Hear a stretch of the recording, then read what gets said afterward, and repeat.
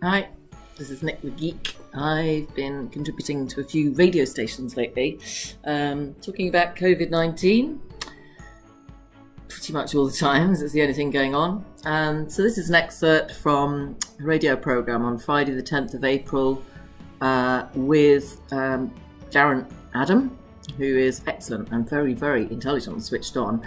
And he normally brings in experts. So he's got two American experts on this programme, one of whom is a male psychiatrist of sorts, I think, and the lady doctor is an ENT doctor. They don't completely agree with me. The lady thinks I've got some very good points. The chap thinks I'm irritating, and also he thinks I'm a man. See what you think anyway.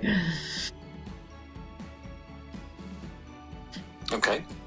Professor Dr. Daniel, psychiatrist Dr. Daniel Amen is with me, as is ear, nose and throat Dr. Linda Doll. 0345 606 0973. In Cheltenham we find Nic, who I think, morning Nic, I think you've got a question for both of my guests. Well, I have. Yes. I've got a lot of statistics as well. I don't want to bamboozle everybody, but there's so much new research that's come out in the last 24 hours, particularly from the US. Thank you, guys. Which I'm geeky enough to stay up and collect from the New York Times, the Science Magazine, and National Geographic, which I wondered if I could share and ask some questions about. Yes, try to focus if you can. What has caught your attention most acutely, would you say? Okay, most acutely is the method of testing and the mutation of this type of coronavirus, which means that effectively it's date stamps, this virus, because every 15 days it mutates. So looking at that, even back to late 2019, when China was looking at the first early symptoms, and it wasn't obviously until the 57-year-old woman in Wuhan was diagnosed on the 29th of December that they found it, but countries were already looking at this virus. But every 15 days, it would slightly mutate.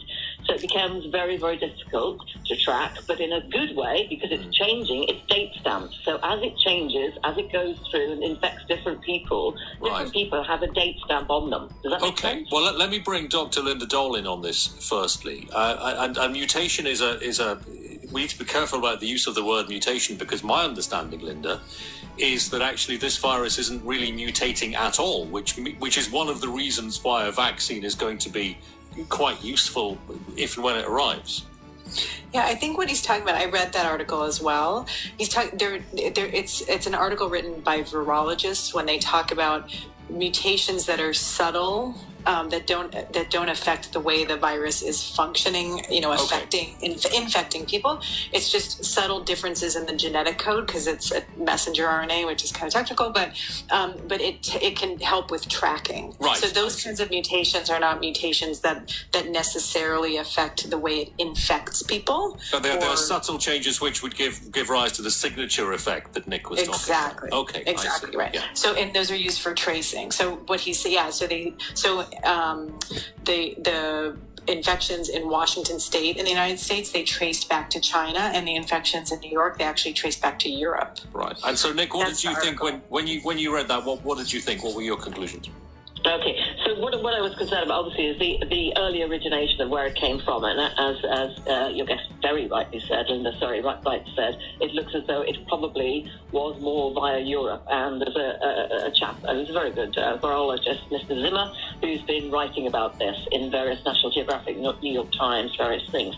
But what it does bring to light is that if you have previously had SARS, or in some cases had 4 or 5 of the more common coronaviruses, like the common cold, this might give you a false positive on the types of tests that our government is looking to do. The antigen tests would come up potentially with a false positive based on what's called IgM and IgG.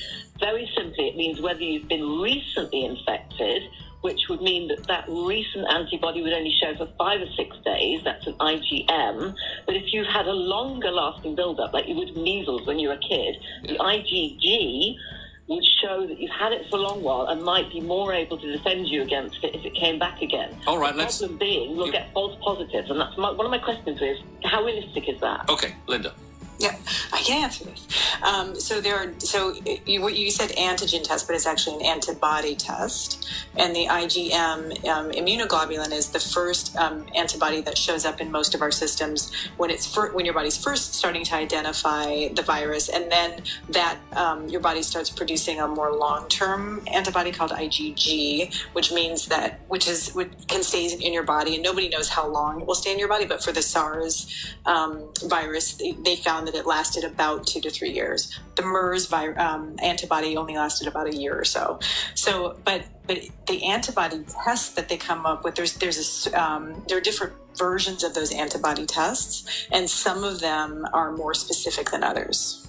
So it gets really technical, but it's a good point. When the government chooses the type of antibody test to use, it is important to get one that is as specific as possible for COVID-19. And then you would bypass those, the fact that you would have positivity to the other viruses. So they're more specific, and more the ones that use molecular biology are more likely to be more specific for COVID-19. Nic, it sounds like you do a lot of research into this. I do, because I had a pre-myeloma diagnosis about 2 weeks before COVID-19, and I've had to self-teach myself hematology and serology in order to diagnose. Right. And it sounds like you're across that. Dr. Daniel Lehman, I just want to bring you in on this. It doesn't sound like it's doing Nic any harm at all to be doing all of this research and to spend as much time as possible researching what is happening.